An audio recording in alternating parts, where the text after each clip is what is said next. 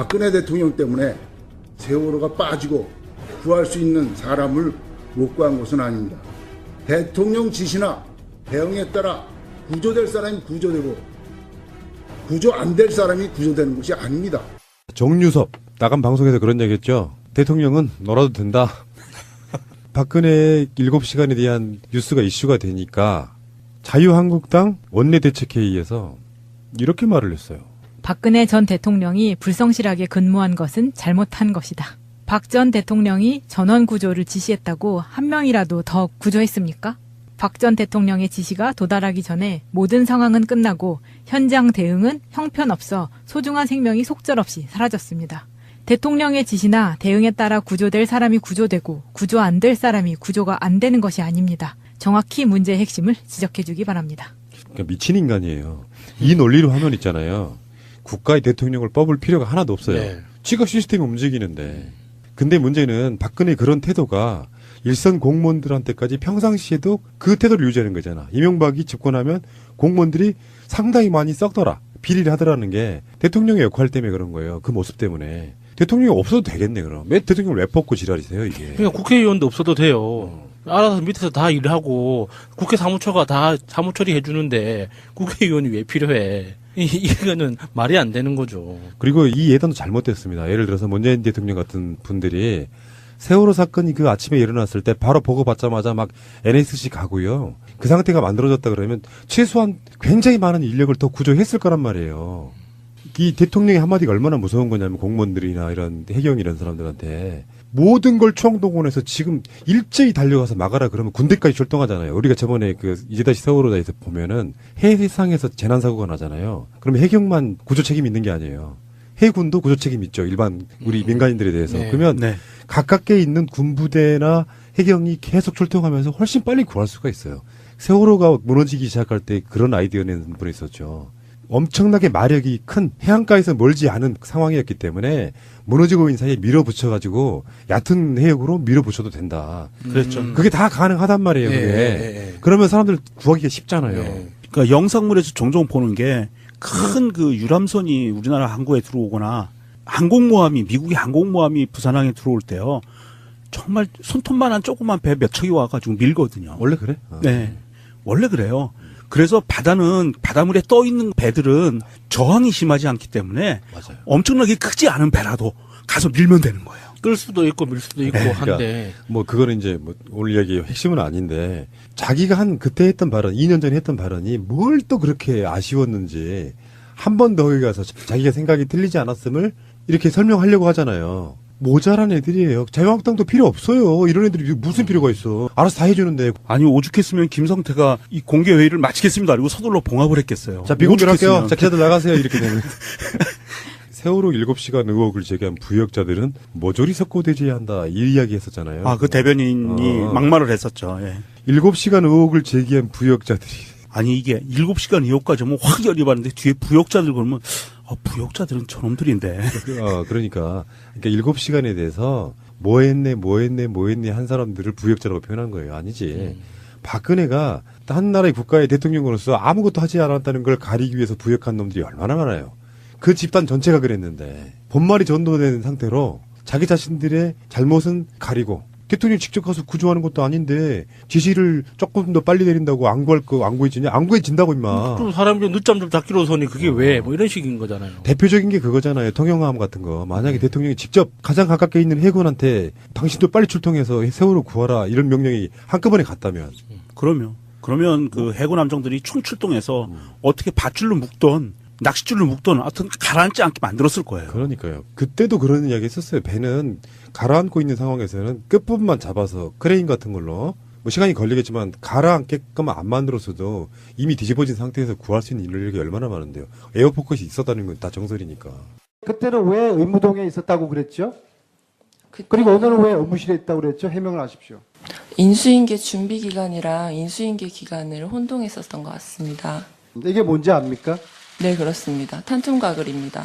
네, 대통령께 드린 적이 있습니까? 네, 그렇습니다. 어떤 용도에 대해서는 제가 알지 못합니다. 처방이 있으면 전달드렸습니다. 그 약은 보통 목이 아프거나 목감기가 걸렸을 때 처방되곤 했습니다. 조대이가 마셔보세요. 마취제가 들어가지고 입안이 얼얼해요. 아닙니다. 이게 왜 감기 들어서 먹는 겁니까? 인후 귀국 후에 군 관계자나 청와대 관계자 만난 적 있나요? 없습니다. 통화한 적도 없나요? 없습니다. 이슬비 대위는 12월 19일 저녁 7시부터 밤 11시 10분까지 조혁 증인과 저녁 식사를 한 사실이 네, 있습니까? 맞습니다. 국방부 측에서 동행해줄 근무자를 붙여주고 싶었는데 동기인 저를 선택했다고 판단합니다. 이제 세월호 박근혜 7시간에 대한 이야기를 잠깐 하면 여파가 크네요. 위증 유죄인 사람들은 대부분 다 감옥에 있어요, 지금. 김기춘이나 조윤선이나 이런 사람들. 네. 그리고 문고리 3인방 등등등.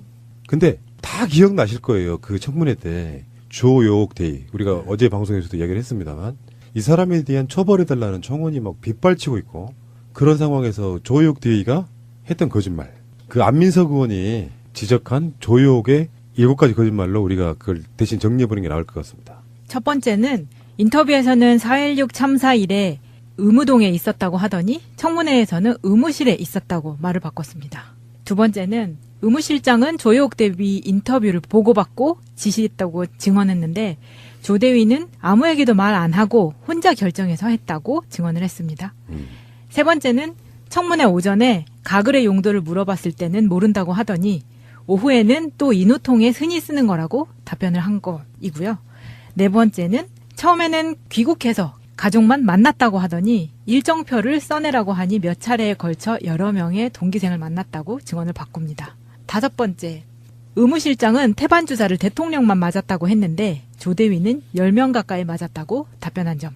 여섯 번째, 조 대위는 70만 원짜리 하숙집에서 300만 원 영내 호텔로 옮긴 것은 언론 때문이라고 했지만 하숙집 주인은 조 대위가 하숙집에 더 있고 싶어 했다고 한 점. 일곱 번째는 귀국한 이후 군 관계자와 접촉한 사실이 없다라고 오전 청문회 때는 이야기를 했는데 오후에는 상부에 이 대위 동행 여부 의논 후 허락을 받았다고 증언을 바꿨습니다. 여기서 그때 증언 당시에 조효옥 대위를 밀착 감시 보좌 수행했던 이슬비가 있었죠. 이게 이제 이 대위예요. 이슬비. 그러니까 조효옥과 이슬비는 세트입니다. 그래서 조효옥은 위증죄고 이슬비를 캐내면 누가 어떤 명령을 국방부 차원에서 세월호와 관련해서 박근혜와 관련해서 어떤 명령을 어느 체계로부터 전달을 받았는지가 나올 수가 있어요. 그러니까 이슬비가 그게 핵심이에요. 하숙집에 머물고 싶어 하는데 영내 호텔로 옮긴 게 뭐겠어요. 외부와 접촉을 못하게 하려고 막았던 거죠. 그때 이슬비가 동행했던 것도 우리가 그런 의혹 제기한 적이 있어요. 네.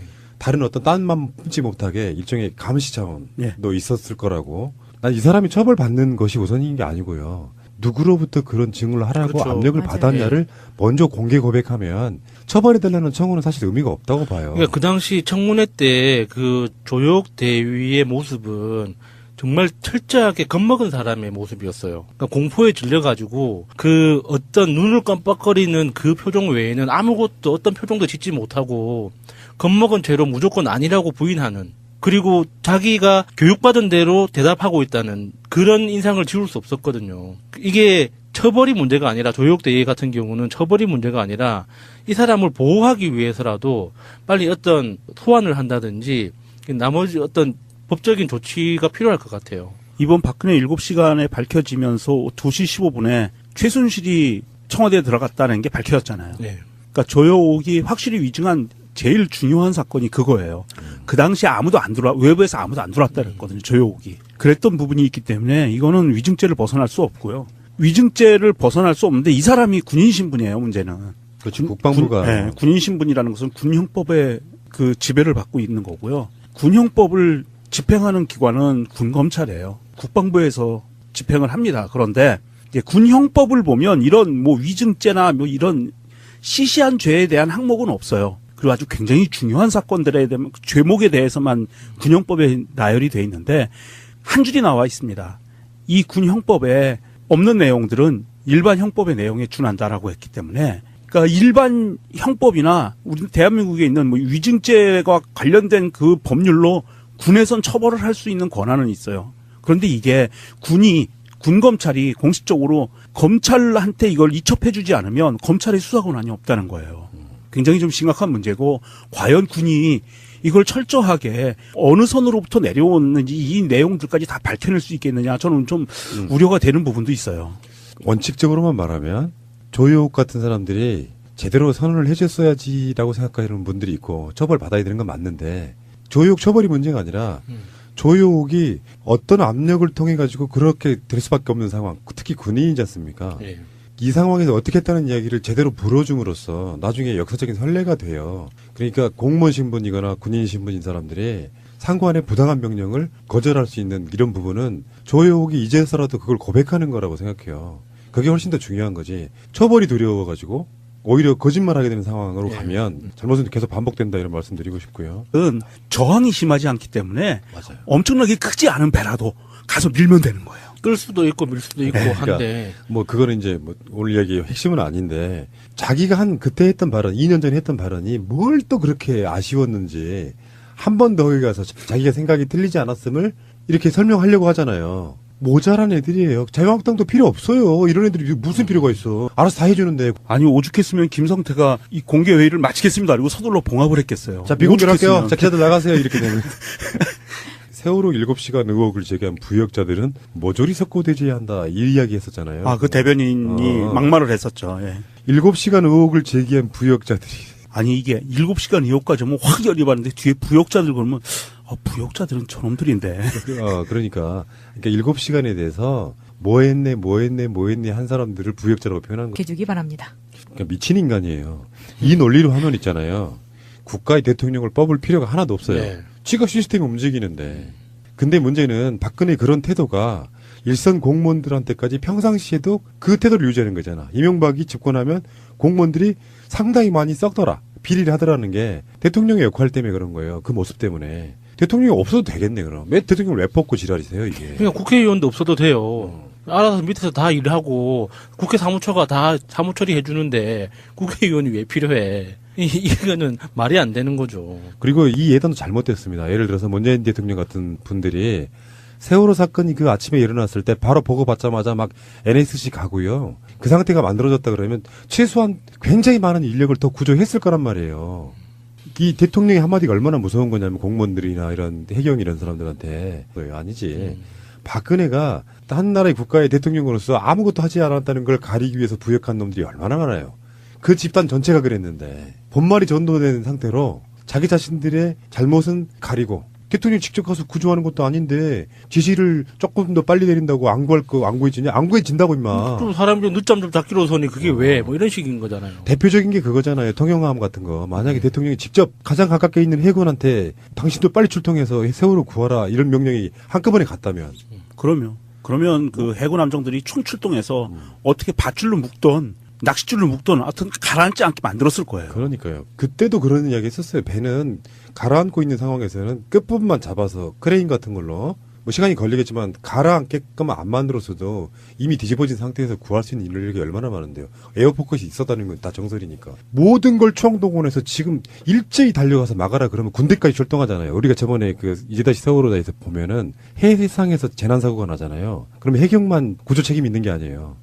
해군도 구조 책임 있죠. 일반 우리 민간인들에 대해서. 네. 그러면 가깝게 있는 군부대나 해경이 계속 출동하면서 훨씬 빨리 구할 수가 있어요. 세월호가 무너지기 시작할 때 그런 아이디어 낸 분이 있었죠. 엄청나게 마력이 큰 해안가에서 멀지 않은 상황이었기 때문에 무너지고 있는 사이에 밀어붙여가지고 얕은 해역으로 밀어붙여도 된다. 그랬죠. 그게 다 가능하단 말이에요. 그게. 그러면 사람들 구하기가 쉽잖아요. 그러니까 영상물에서 종종 보는 게 큰 그 유람선이 우리나라 항구에 들어오거나 항공모함이, 미국의 항공모함이 부산항에 들어올 때요. 정말 손톱만한 조그만 배 몇 척이 와가지고 밀거든요. 원래 그래? 네. 원래 그래요. 그래서 바닷물에 떠 있는 배들은 박근혜 대통령 때문에 세월호가 빠지고 구할 수 있는 사람을 못 구한 것은 아닙니다.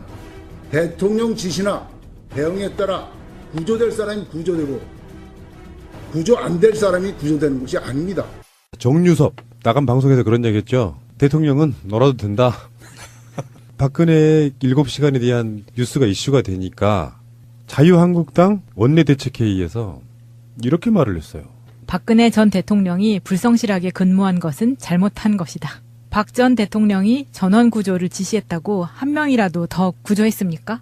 박 전 대통령의 지시가 도달하기 전에 모든 상황은 끝나고 현장 대응은 형편없어 소중한 생명이 속절없이 사라졌습니다. 대통령의 지시나 대응에 따라 구조될 사람이 구조되고 구조 안 될 사람이 구조가 안 되는 것이 아닙니다. 정확히 문제의 핵심을 지적